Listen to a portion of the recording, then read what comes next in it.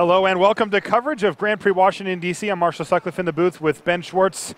We're in the feature match area for round number 6. Eric Froehlich, 5-0 on the right-hand side of your screen versus Reid Duke, also sitting at 5-0. Solid start here for both of these gentlemen. Let's see what they're on. I'm pretty curious to see what Reid's playing here. I see blue cards. I see white cards. Could it be the same deck that Owen Turtenwald was on last round? The blue-white-red? It could be. Owen and Reid are close friends and certainly share information and the like. All right, well, so first things first, Eric Froehlich says, I want to know what Reid Duke's playing. Plays the Gitaxian Probe, and we see Ponder, true name Nemesis. So there's the new kid on the block here. There's an Island of Brainstorm and a Swords of Plowshares as well. So it does look like Reid is on the blue-white-red Delver deck. What is Eric on with the turn 1 Gitaxian Probe? Looks like a Storm deck here. Yeah, I see Gemstone Mine. I saw a Gemstone Mine. I also, here's a Ponder. I also saw, I believe, a Dark Ritual floating around in there too. You see that he's got another Ponder lined up, but there's also a Duress in his 3-card pile. I couldn't quite see the other card. It's a Cabal Ritual. Cabal Ritual, okay. Or Cabal Therapy. It's a Cabal Therapy, yeah. All right. So he pulls Cabal Therapy into his hand. Beautiful Underground Sea there from Eric Froehlich, and basic Island for Reid Duke and go. And there's the Duress that Eric knew that he was going to draw for the turn.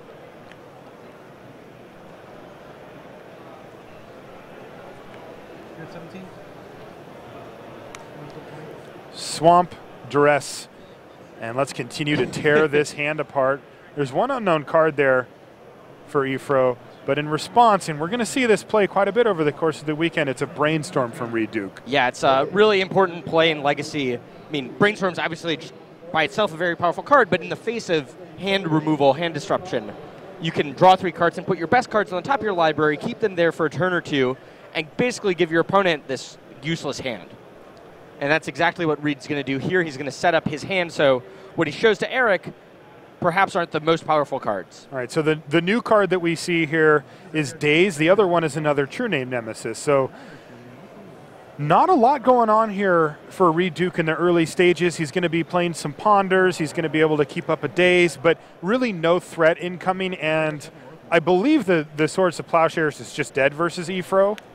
And there's Cabal Therapy naming Ponder, and wow, Reid Duke's hand is decimated as Eric Froehlich has really just pinned it down. And it's a Windswept Heath, so... It seems that Reid Duke is on a Bant deck. Knight of the Reliquary is in it along with all the cards you see here. So a more controlling Bantish deck, I'd say. Okay. Reid Duke played a deck like this earlier. Let's see what Eric Froehlich has come up with his Ponder. I think he's going to shuffle here. All right, so he's going to ship off. So yeah, Reid Duke on Bant, and Eric Froehlich is on the Epic Storm, it seems.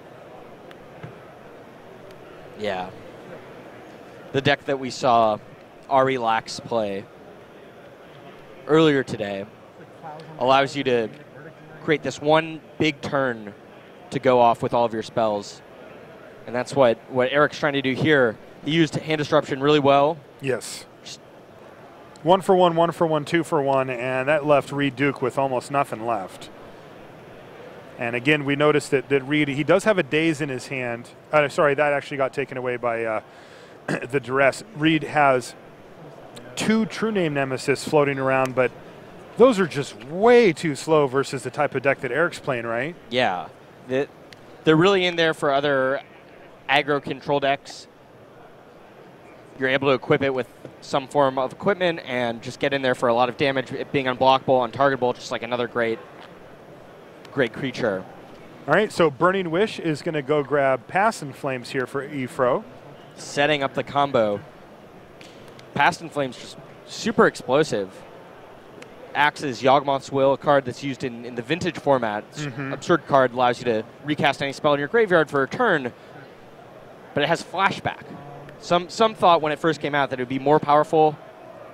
Past in Flames only allows you to flash back instants and sorceries. Still really, really good in this deck.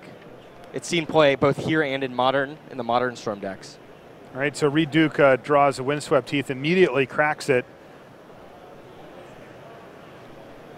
Are we going to see the first true name nemesis of the day here? I mean, Reid's got to start somewhere, right? Yeah. You got to feel like he's going to be in a pretty miserable spot, though. There it is, true name nemesis. His opponent's at 18. 6 turns later, he can kill him, but Eric Froehlich is primed to go off here, and he even draws another ritual to help things along. Yeah, well, the problem that Eric has here is it doesn't seem like he's got an ad nauseam type effect, either ad nauseam or something similar. If he wanted to try to go off here, he could generate a lot of mana and cast Past in Flames and then flash back his Ponders, his Gitaxian Probe, but if he misses... Yeah, he just wasted his turn, and I mean, he already got rid of Reid's hand. Reid, all he can do is play this 3-1. I mean, if Eric has any other way to just, wait a couple more turns, seems like a no-brainer. Just to pick up some draw steps. Yeah. Try to get a few more pieces, a few more resources at his disposal. Let's see what Efro decides to do here. It's really just not under that much pressure like you mentioned, Ben. True name nemesis is going to start chipping away at his life total, but it's going to take a while. I mean, maybe that would be a good strategy if he was facing down close to lethal damage or something similar, but... All right, Lotus Petal hits the battlefield, Okay. and it does get cracked, though. So maybe he's going for it. Cabal Therapy. Looks like he had Threshold, so that's 5 mana. 8 black mana. And Past in Flames. All right, so here we go. Eric Froehlich is attempting to go off here. He knows the coast is clear as far as counters and such go. So let's start flashing back some rituals. He's going to generate a ton of mana and a ton of storm count this turn. Yeah, he's already at 5 storm. He needs to flash back those Cabal Therapies first so he can continue to have Threshold. Then he's going to go with the Gitaxian Probe to try to draw him out here. All right, so here's the probe revealing the 2 known cards in Reid's hand. Efro knew what his 2 cards were. True name nemesis and Swords of Plowshares. Flashback Ponder. And here we go. This is the meat of it here. I mean, he gets to look at a lot of cards. Yes. So it's likely that he'll be able to hit something. Even just like an Infernal Tutor would do it here. I mean, I don't think that Duress, Petal, and Dark Ritual is what he wants. He already has enough mana. He knows Reid's hand. Just shuffle here. And that's what Eric does. He's going to take a fresh one off the top.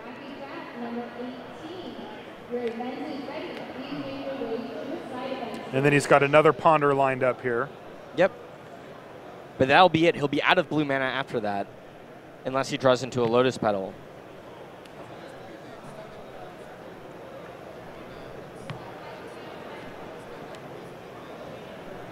So couldn't see what he drew. Yeah. But going to fire off that other Ponder. He does exactly that. So here's 3. Cabal Therapy, Lion's Eye Diamond, Polluted Delta, I believe. No, that's not what he's looking for. So back that goes. And we're going to get a draw step here. This is a super important one. We don't know what that other card in his hand is, though, either. It also... Yeah, he needed to flashback those Cabal Therapies first. But if he had waited and just said, I don't necessarily need all of that mana, he could have kept them in the graveyard in the case that he whiffs here so that he could flashback Past in Flames later and get them back. But, yeah, it looks like he's going to whiff here, just empty Reid's hand and pass the turn with 3 cards. All right, he does indeed. So he is not able to fully go off, though he has reduced Reid to nothing in hand, but... True name nemesis is on the battlefield, and then all of a sudden there's a clock coming in. Was that ad nauseam off the top? Does he have enough mana here? He's got a Cabal Ritual and a Lion's Eye Diamond. So he does have enough mana. Yeah, maybe he just goes for it here. I mean, he's got to hope that Reid didn't draw something. To interrupt him? Yeah, I don't... Also, though, his life total is at 12 now. It's going to go down to 9 next turn. I mean, that ad nauseam is getting worse and worse. That's true. Well, Eric's going to go for it. Cabal Ritual. That will only net him 3 mana. And then he'll use the other 2 to cast Ad Nauseam. And in response to Ad Nauseam, crack that Lion's Eye Diamond. And like you said, Marshall, it's really important how much life Eric is at here, because that limits how many cards he can potentially draw with Ad Nauseam. Though, with Ad Nauseam and Past in Flames already out of the deck, he used Burning Wish, though, to get that Past in Flames, right? So he still has that one Past in Flames in the deck that's risky. If he flips that, takes a bunch of damage. Okay. But he's still in pretty good shape here, I'd say. All right, so here he goes. He's at 12 life, still at 12. Now he's at 10. Excuse me, he's lost 2. Now he's at 10. And Ooh, there's the a big one, putting him at 6, 5, 4. So this is where it's already getting sketchy. He needs to make sure he has all the pieces. He's got 3 black mana floating. There's one card in his deck that just kills him, right? Tendrils, or is that only in his sideboard? No, he's got a Tendrils of Agony. Okay, so that could actually, if he flips it, could just kill him on the spot. Yep. And if he flips a 2 mana cost spell, another one, he's in real trouble. But the question is whether or not he can go off here. He's got 3 black mana floating. He can cast that Dark Ritual, cast that Gitaxian Probe, and cast maybe the... If he hasn't played a land this turn, he can crack the Polluted Delta to get a red source and cast the Past in Flames. And it looks like he's stopped here. Yeah, okay. All right, so he stops at 4 life here.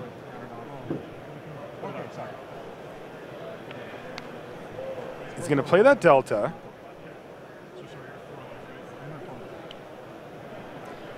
The other thing at play there is that if he flipped another 2 mana cost spell, it really limits his options. He can't really cast that Gitaxian Probe for free because it costs him 2 life. He potentially is putting himself at a point later in this turn where he'll be unable to do stuff. Okay. So he cracks that Polluted Delta, and he's going to go find a red source, or a black source. Did he crack the Lineside Emon for red then? I couldn't hear him as he said it. All right, here's Dark Ritual.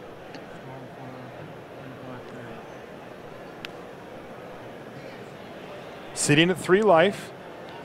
Yeah, so he cracked the Lineside Emon for red. He's got enough mana to cast this Past in Flames. It's going to let him buy back the Cabal Ritual and the Dark Ritual, or flash them back. And since he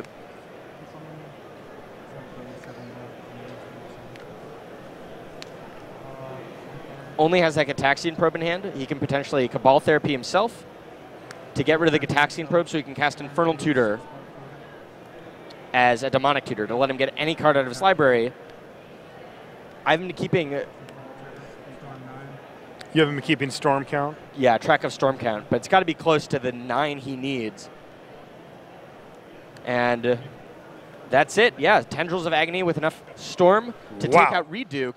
Even though Eric fizzled early in that game, he was able to come back thanks to Past in Flames. And also thanks to top decking that Ad Nauseam. Yeah. That drew him 4 cards, brought him to a pretty precarious life total, but it gave him just enough tools to get the job done there.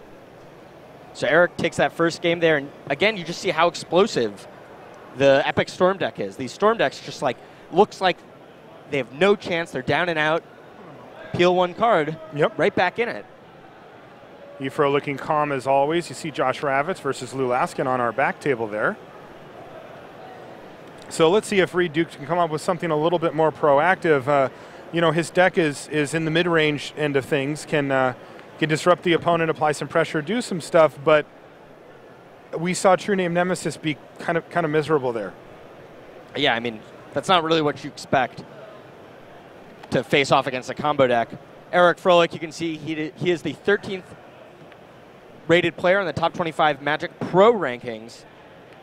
Platinum Pro, 3 Pro Tour top 8s for ePro, 9 GP top 8s, looking to get his make it to the double digits here this weekend. Got 3rd in the Player of the Year race last year, so and even though he's been playing for a long time, still very, very relevant player, one of the best players in the world. One of the most exciting things about this match is he's playing against Reid Duke. Reid Duke is 3rd rated on the top 25 Magic Pro ratings. So these two are going head-to-head. The person who does better in this tournament, those ratings are definitely going to change after this tournament. There's quite a few players on the rankings that are here And Reid just looking to continually, week after week, cement his lead. He's third after Josh Layton and Ben Stark. And you can see Reid's accomplishments. 2 Grand Prix titles. He got second in the World Championships last year. Yep. He doesn't have any Pro Tour top 8s, but he's quickly rising to the top of people's lists of best players who don't have PT top 8 yet. But it is easy to forget that he's really only been around for a couple of years at the high level. I mean, it takes a little while to get into the groove, and Reid is undoubtedly in the groove. I think it's just a matter of time before he gets his first Pro Tour top 8. Yeah, I think one of the best things about Reid is, I guess it was actually last year's Players' Championship. He got last place, right? He lost so many rounds. And I remember his roommate for that event, Owen Turtenwald, took a picture of him sitting late at night writing down notes of every single mistake he made that day and keeping those notes. Reid just has this amazing quality about him that he'll just continually try to improve, regardless of how well he does. If he gets first in a tournament, he'll write down every single mistake or remember every single mistake he made during the day, win or lose, and try to improve on them. It's just amazing. Yeah, that is a rare quality for sure.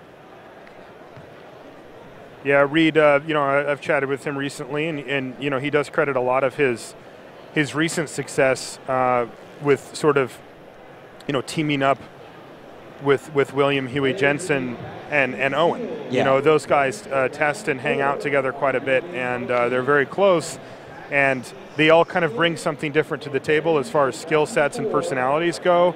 And I think that you can tell that they've all sort of rubbed off on each other a bit. You'll hear Reid you'll hear Reid give a little jab every once in a while, and Owen's nice, and Huey's still Huey. Huey's still Huey. Well, let's take a look at these players' sideboards and see what they might bring in. Looking at Reid Duke's list, Gaddock Teague is the first card in his sideboard. Definitely going to see what he can do with that one. Mm-hmm. Along with some more counter spells that he's got. Do you think that Eric Froehlich brings in his Xantid Swarm for this matchup? Oh, that's a close one. Reid Duke certainly has access to counter spells that Eric Froehlich is worried about. I don't know how worried Ifro is about them. I mean, Ifro did a pretty good job in the first game of absolutely tearing apart Reid Duke's hand and making any counters he had completely gone. I wonder if he just feels like he could just do it again. Swan Song is a card. Oh, interesting. In Reid Duke's sideboard. Think he's going to bring that one in? Could be. It counters a lot of the stuff that matters in this matchup for only 1 mana, instants and sorceries, and the 2/2 bird doesn't really matter at all to Reid's deck. So, yeah, I could definitely see that.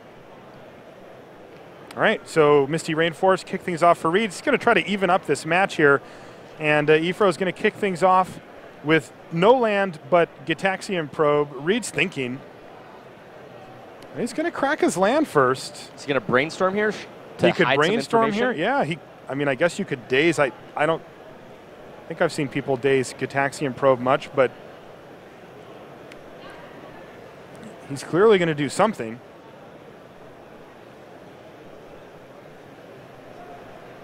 If he does have a brainstorm here, that's a pretty nice one because, he's just predicting that Ifro's leading off with Gitaxian Probe into Cabal Therapy. Envelop. Wow. Envelop? Counter target sorcery spell? Envelop. Wow, all right.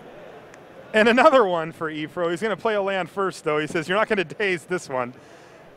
And we're going to see True Name Nemesis, Green Sun Zenith, Jace the Mind Sculptor, Daze, and Savannah for Reid Duke. So kind of another slow hand here, right? Yeah. I mean, he's got 2 of those counter spells, Envelop and Daze. But, I mean, Eric just needs 1 Duress, and it's pretty free and clear.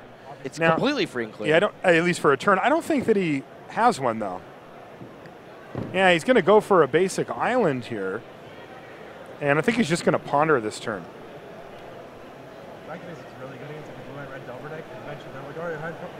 It's interesting to see Reid keep these slow hands. I mean, he must be thinking something. I'm not sure what that is, though. All right, Ponder, wow, Lion's Eye Diamond, Duress, and one other card I couldn't quite see. He's already got a Lion's Eye Diamond in hand, and he's just going to ship it off. I didn't get a good look at for his hand, but in all likelihood, he's just looking for one of his enablers. So he wants to go off. Infernal Tutor, Infernal Tutor, or Ad Nauseam, something like that. He does have an Infernal Tutor and a Lion's Eye Diamond, so if he can generate the requisite mana, he can use Lion's Eye Diamond and Infernal Tutor to go fetch out Ad Nauseam. And since he knows what's in Reid's hand, as long as he holds up an extra mana to protect against the daze, he should be fine. All right, and speaking of an extra mana, he draws one in the form of Badlands.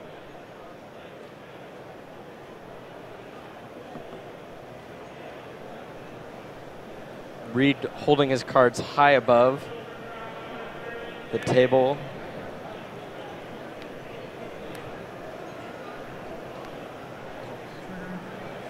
Trying to figure out what to do here.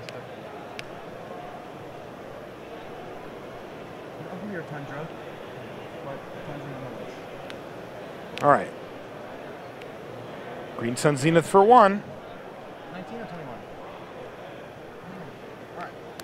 And he's going to get a Noble Hierarch, shuffle back in that Zenith. So he's threatening Jace the Mind Sculptor next turn. How important is that in this matchup? Does Eric Froehlich care that much about Jace? I mean, it's important because it allows Reid to draw a bunch of cards, allows him to brainstorm every turn.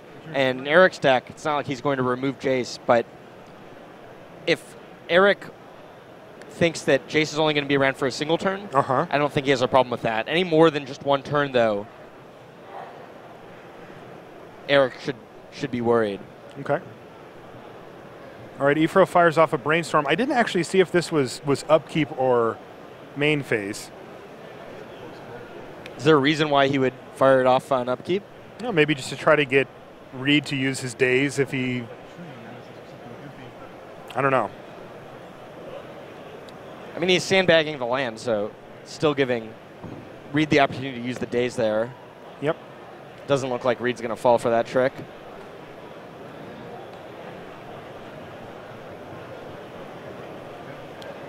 But now Eric's making a decision of what he wants to do with that Xantid Swarm. Does he want to hold on to it? Does he want to put it back along with the land? I have to imagine he doesn't want it. He already has a good enough read on Reid's hand.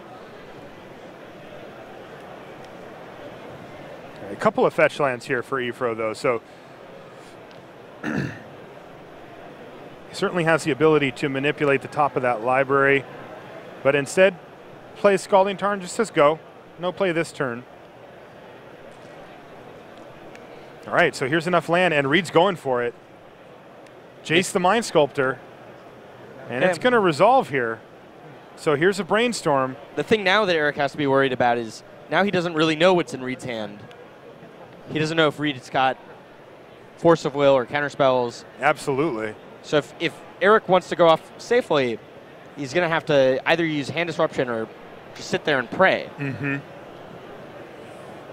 Now, he still isn't under any pressure on the board, like as far as how many turns Ifro has to actually live. Right now, quite a few. Unfortunately, though, he is going to need to put himself in a position to actually go off at some point here.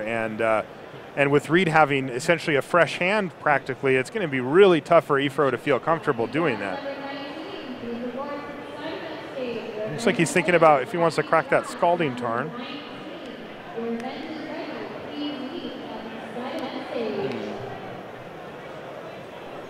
That Tormod's Crypt is also important here. It shuts off Past in Flames. Mm-hmm. So Reid has a nicely developed board here with Jace the Mind Sculptor, a bunch of mana, and a sideboard card in Tormod's Crypt. Doesn't have a way to actually kill Ifro quite yet, but you got to feel like next turn there's going to be something on the battlefield after having Brainstorm twice with Jace. Really get that hand exactly where he wants it to be.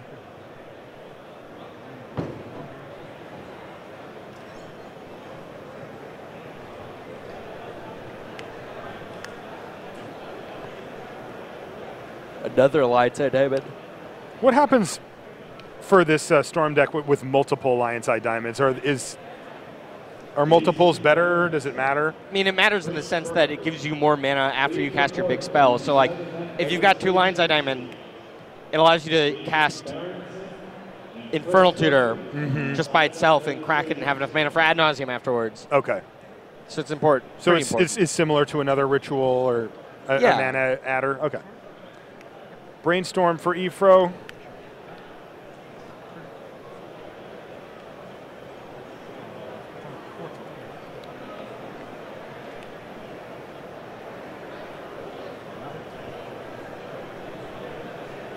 Efro really taking his time on his decisions here. He is indeed. He hasn't played a land yet for the turn.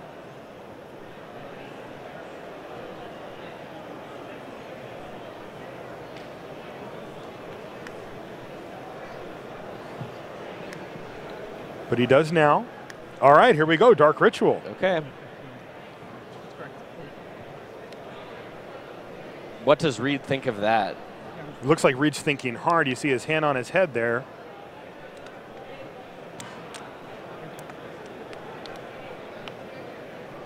Still thinking. Dark Ritual on the stack.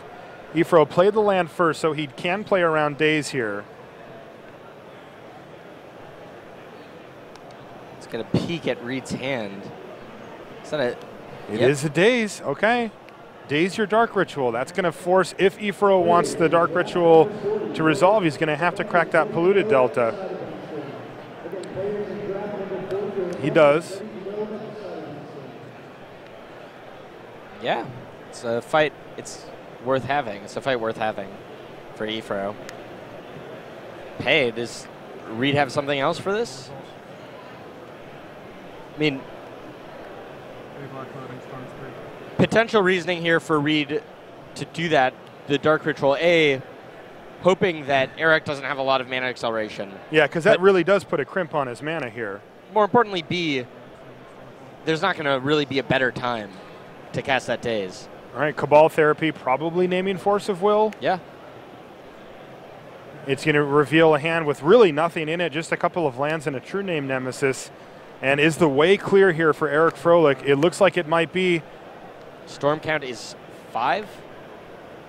6? Reid Duke at 19 life, so we're going to need to get to 10 here. And here's Infernal Tutor. Now, is there a moment here where Reid needs to crack that Tormod's Crypt? It shouldn't matter.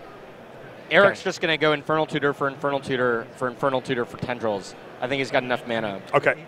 And that's going to raise his Storm count to enough. Okay. So the sideboard card from Reid Duke there, Tormod's Crypt, not going to get it done here, it looks like. You're at 19, right? And that's it. Efro is victorious, takes down Reid Duke 2-0. Didn't see a lot from Reid's deck. It didn't look like it was really proactive or reactive enough to deal with what Efro was doing. Reid played some nice Magic cards, but didn't really do enough to stop Efro at any step there. We're gonna go ahead. I suppose the hope for that Nemesis Bant deck, the one that Reid's playing, is that the counterspells can do enough to slow down the combo decks, and then one of his good creatures can ride him to victory. The problem being what we saw in that game, which is like the combo decks are really resilient, and if Reid just has a slow draw and can't deal enough damage particularly quickly, can't close the game out particularly quickly, just can't do anything. Right. All right, let's jump over to our other feature match. Laskin on the left versus Josh Ravitz on the right. And Josh looks like he's in pretty good position here with a nicely developed board here with a Snapcaster Mage holding a sword, and it's attacking already. And he's going to use the mana with the ability on the stack to bounce and replay his Batter Skull thanks to the Stoneforge Mystic, and still leave himself with 5 mana untapped and 3 cards in hand. Looks like a couple of Engineered Explosives and a Spell Pierce. Counterbalance and top down for Laskin, which is normally exactly what the player playing that deck wants to see. But unfortunately, with the threats already on the battlefield, not going to get the job done here. Yeah, and that's going to do it. Josh Ravitz picks up this game. I don't know what game that was. All right, we're going to We might be going to a game 3. If there is one, we are sure to stay here and bring you that game 3. If not, we'll get you the final update on this match here. Players are still shuffling, it looks like. Yes, going to game 3. So we are going to a game 3 here. Great. I want to see a game 3. Yeah, we barely got to see any of that game. Just Ravitz with this amazing board. Yes. Smashing into the red zone. It's funny because that is very much the end game for that deck, right? It's like this is exactly where he wants to be when the game gets to that end, and we got to just get a flash of it there. I mean, I guess it's the end game, but usually for that deck it's more like the mid game, just like. Sure. I meant for that deck, yeah. Yeah. All right, here's Reid Duke and Eric Froehlich. Their match is over. We just finished it.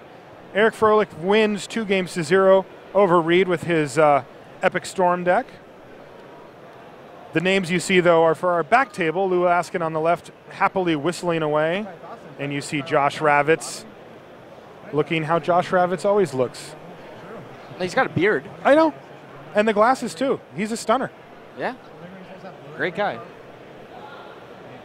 Just like put 2 tokens in the play. Yeah, so Lou Laskin actually won a grinder last night with, I believe, this same deck. Okay. The Counterbalance top control deck. 4 minutes from me. Yeah. Yeah, this is a deck that's popped up recently. It has a few little different additions to it. Mainly, it has a Thassa in it, which is a card that we haven't really seen make a big splash in Legacy yet. But who knows?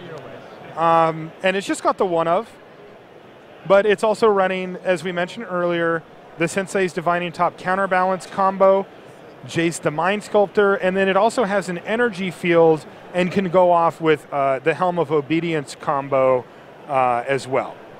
So, yes, the energy field, rest in peace. Helm of Obedience, rest in peace combo. That's right. There's some subtle combos within the deck, some not so subtle ones, and it's an interesting list for sure. He's calling it Thassa Control.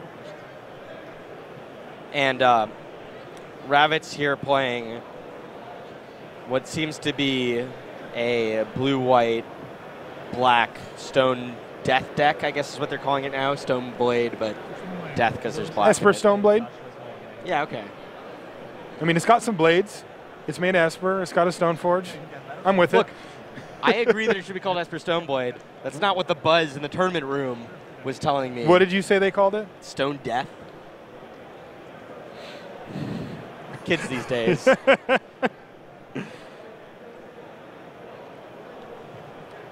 But it's got Stoneforge Mystic, full suite of various equipments, all the standard things you'd see in the deck. Got a beautiful shot of our feature match area here. I love this view. Gives you guys a little bit of a feel. As the weekend progresses, you'll start to see crowds form around the edges there as people watch their favorite players battle in the late game. Currently, we're in between the second and third game, so players are just sideboarding, shuffling, mulligans, that kind of stuff. Looks like we're about ready to go back down to the action here, though. All right, we're underway. Sensei's Divining Top on turn 1 for Lou Laskin, a great start. I believe that Josh Ravitz drew a Force of Will for the turn, but he's going to start things off with a Thoughtseize and get a look at what's going on here. There's a Venser Shaper Savant, a Vendilion Click, a Meddling Mage, a Sword to Plowshares, and a Back to Basics? Is that what that is? Yes, Back to Basics. So I'm being corrected. Stone Death refers to the version of Esper Stoneblade with Deathrite Shaman, which would make sense. Oh, okay. Ravitz's deck does not have Deathrite Shaman.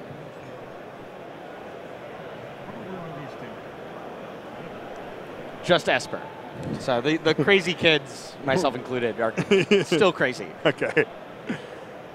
All right, so Ravitz carefully considering what he wants to do with this Thoughtseize here, and it looks like Back to Basics is what he's going to take out.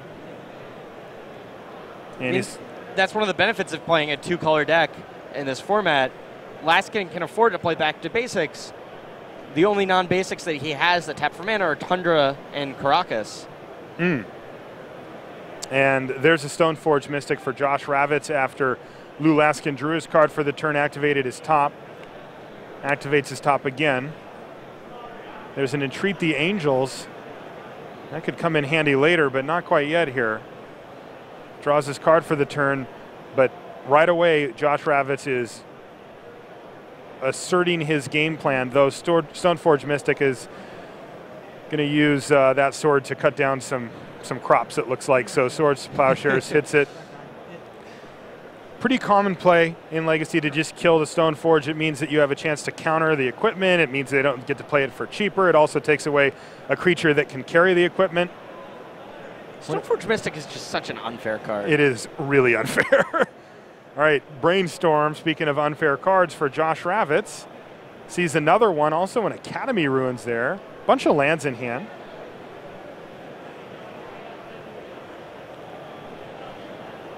Is Ravitz going to put back this sword? Looks that way. Keep it on top so it stays safe there.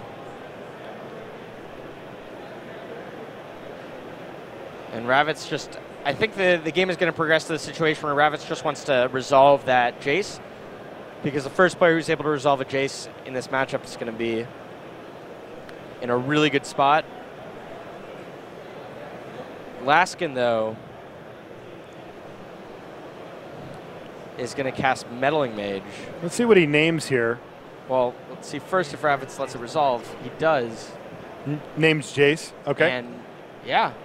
All right, it does, and he does. So Jace the Mind Sculptor. And Josh Ravitz, I believe, just passed the turn back. Yeah, I think the only card he can really go for there, since the Meddling Mage is out, is the sword, and he just doesn't really see any reason to fire that off here. All right, pass it back. And a turn Vendilion Click. Yeah, there you go. I do enjoy a Vendilion Click. Does it resolve? Yeah. Who does it target? You. Ensnaring Bridge, wow. Ensnaring Bridge, also now a Counterbalance added to the mix, plus a Vendilion Click of his own, and still Venser.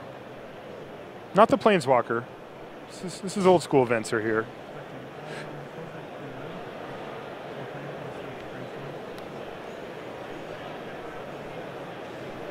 All right, looks like we're going to see a Brainstorm, I believe, with the Vendilion Click trigger still on the stack.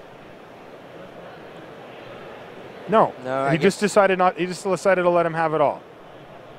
So Lou just hasn't picked up his hand. He's just keeping it revealed.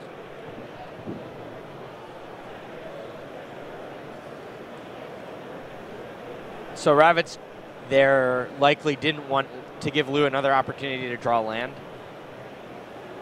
All right, cast, equip, attack. He knows the coast is clear. You discard a card. I untap every land I have. And by the way, you take 5. So things looking pretty poor here for Louis Laskin. Josh Ravitz has a dominating board presence.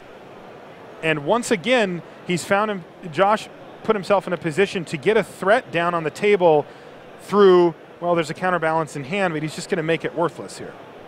I mean, Louis Laskin doesn't have any lands on the top 3 cards of his library.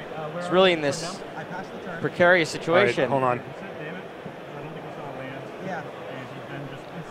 Looks like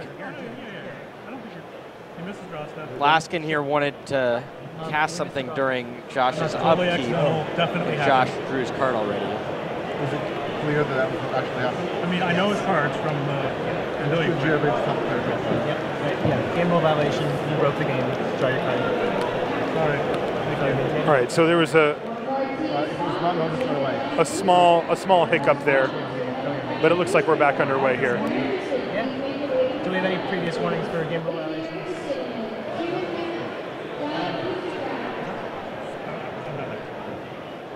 Louis had forgotten to draw his card for a turn to fix it, he draws it now.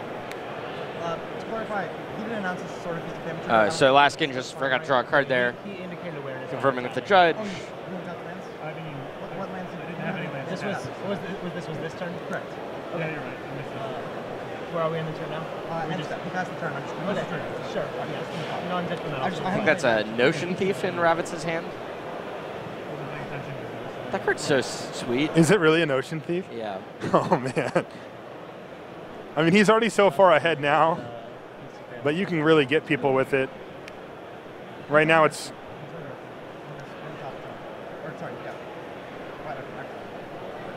So Laskin is going to use top. Ravitz now has the opportunity to use Notion Thief and teach Laskin a little lesson. He does it indeed. Plays Notion Thief. I mean, Laskin can still counter back using Force of Will here. But unfortunately for him, Josh also has a Force of Will and a Jace in his hand. Yeah. And the Jace is kind of dead here as the Meddling Mage is naming Jace, so he might be inclined to just fire it off.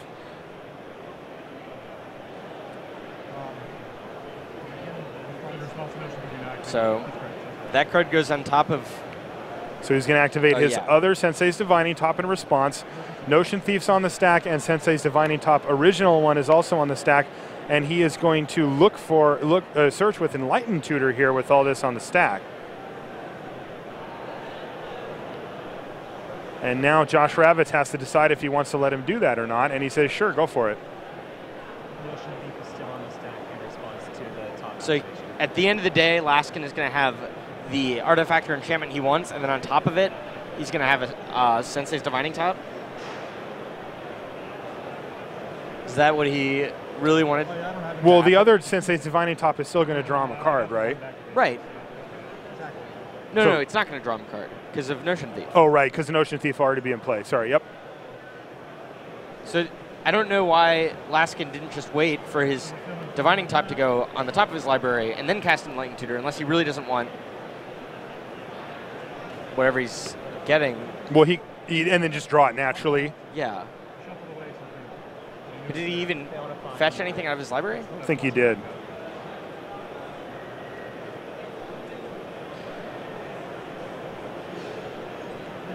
Still on the stack.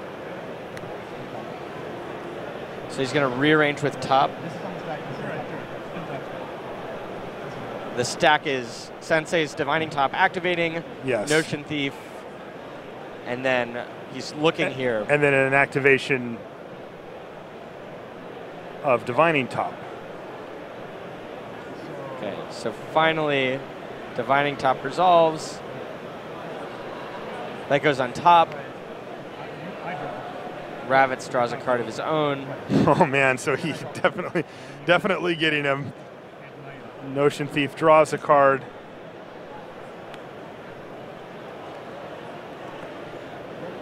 And Josh Ravitz still looking to be in very solid position now with even another threat that can carry equipment and whatnot. Attack, trigger, untap my Creeping Tar Pit. You take a bunch of damage. Discard a card. Put you on a one-turn clock here. And remember, Josh is still holding Force of Will plus blue card. So things looking very good here. And Creeping Tar Pit. And the Creeping Tar Pit as a backup plan as well, just in case. And there's Ensnaring Bridge. And Ravitz says, yep, had it, gotcha. And that's it. Josh Ravitz is successful in defeating Lewis Laskin 2-1 with Esper Stoneblade. So a great start for Josh. He's 6-0. Yeah. Eric Froehlich also 6-0. He was in the feature match area Beat up on Reid as Duke. well. He did, yeah. Reid just had some slow draws versus a Storm deck. And I don't know if you've ever had a slow draw versus a Storm deck, you know how that ends.